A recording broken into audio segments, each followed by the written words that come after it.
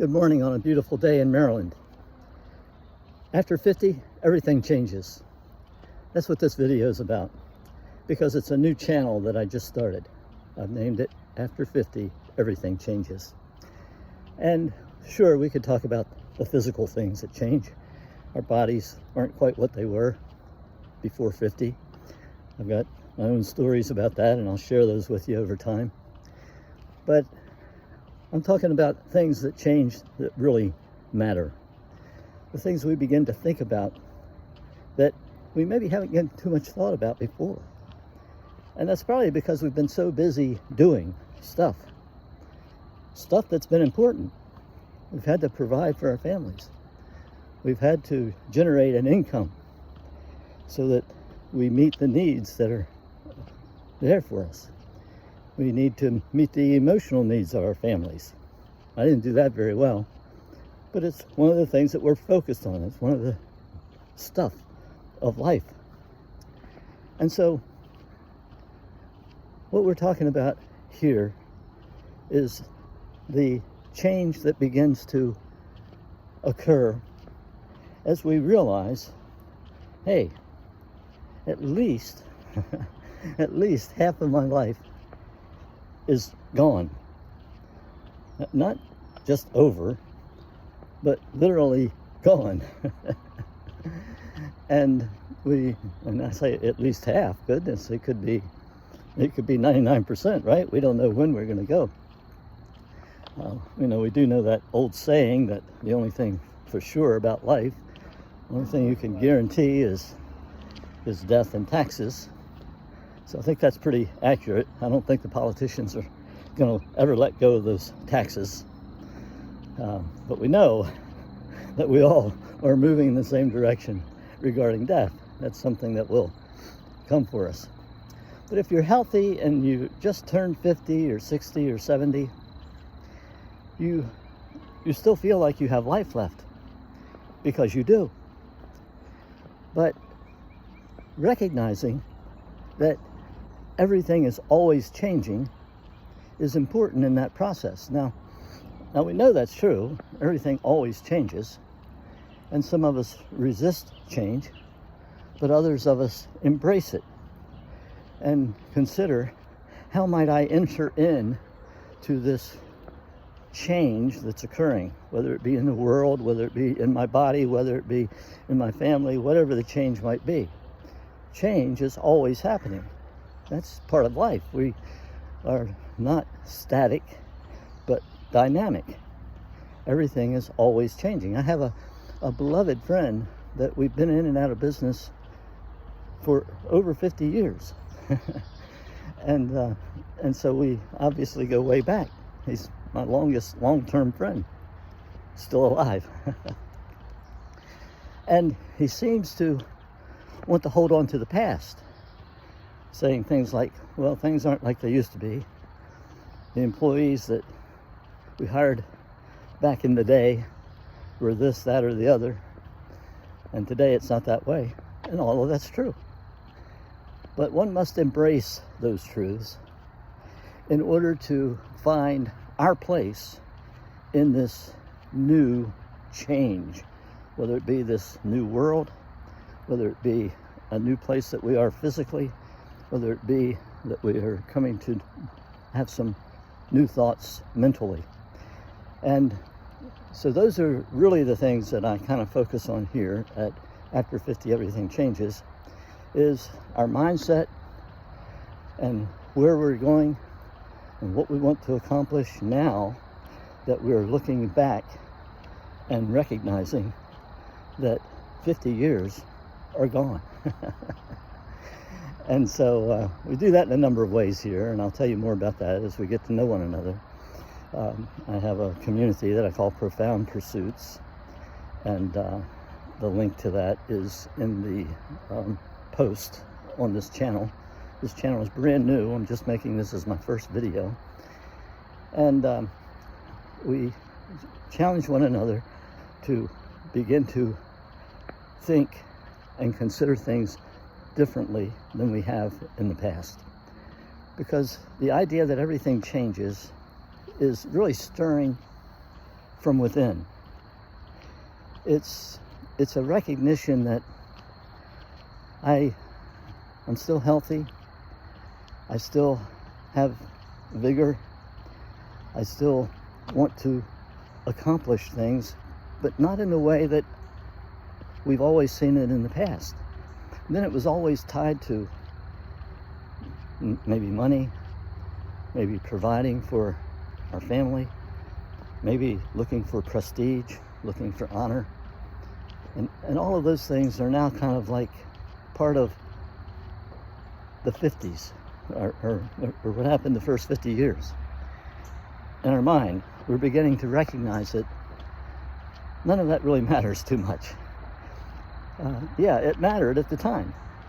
As I say, we have a responsibility to meet all of the needs of those around us.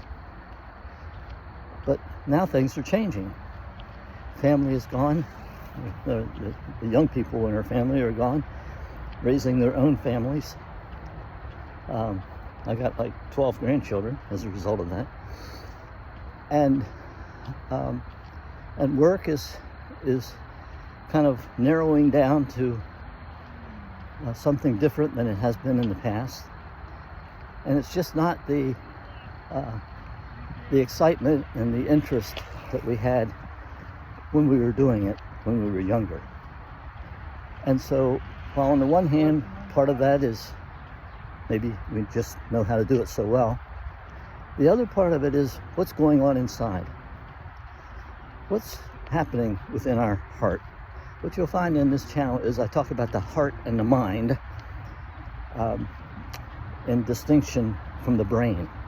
The brain is part of this physical body, and it's a wonderful thing. It helps us get through day in and day out. We're able to accomplish much because of the brain. Much of it we can do on autopilot because of the brain. It picks up what we want to do and how we want to do it, and it kind of says, I'll take it from here. So we can do a lot of things without even thinking about it. And you know how true that is if you think about it. Whether it be driving somewhere and realizing that you didn't remember passing whatever.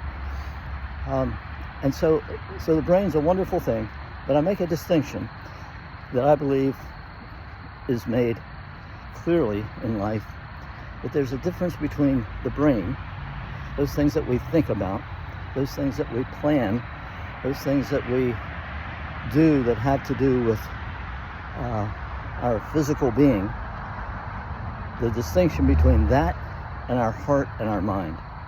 Our heart and our mind is a part of us that we want to get in touch with, but frankly don't know how to do so because we've not given it much thought.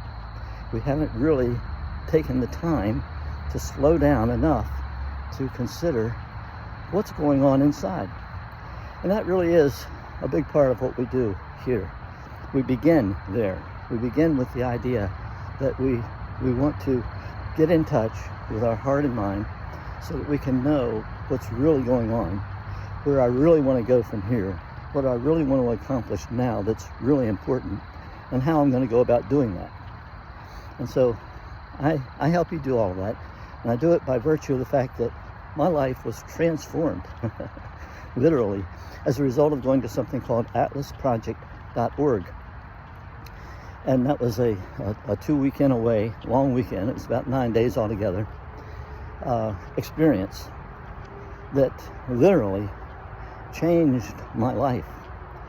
And so I've created a form of that. You can't duplicate it because that was in person, but I can replicate it, and I've done that in what I call the 30-day challenge. But again, that's for the future. For right now, I just want you to understand that for me, it was an awakening. I even wrote a book, Metamorphosis, Asleep, Aware, Awake, Alive, as a result of that experience. And that was one of the pieces of my own transformation that came out of that. It took me a couple years. I published it last year. And as a nobody, you don't publish a book to make money. You publish it because you have a message. And that's what I did in that book. I made it a fictional book so that it would be interesting. If it was just my story, it would be boring. But it is autobiographical. It is my story regarding my emotional awakening.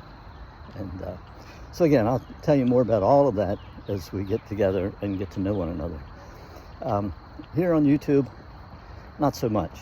I find that I had hoped, I'd started Authentic Old Guy and hoped that that would be a place as a channel that people would come and that we could get to know one another. But I've actually found that it just won't happen on YouTube.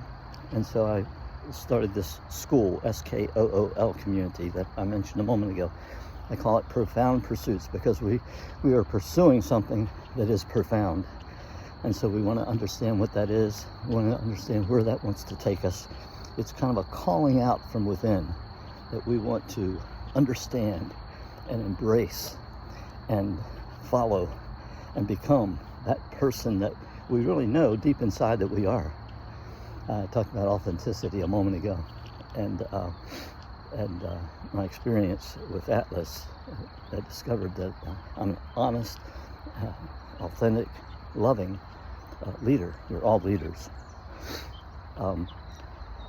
And I had been living dishonestly, inauthentically, and really didn't know what love was. And so in this discovery, there certainly is an awakening, and it's beautiful. And I encourage and help people find some of the same resources and same tools and same places within themselves as I have discovered. So I really do get to look forward to getting to know you, meeting you. So please subscribe, and that'll be the first place. And if you go to the post on the channel, you'll find Profound Pursuits, and that's where we really get to know one another because we can chat anytime. And we do a Zoom every Wednesday for the whole group, and all of that's just forming as well.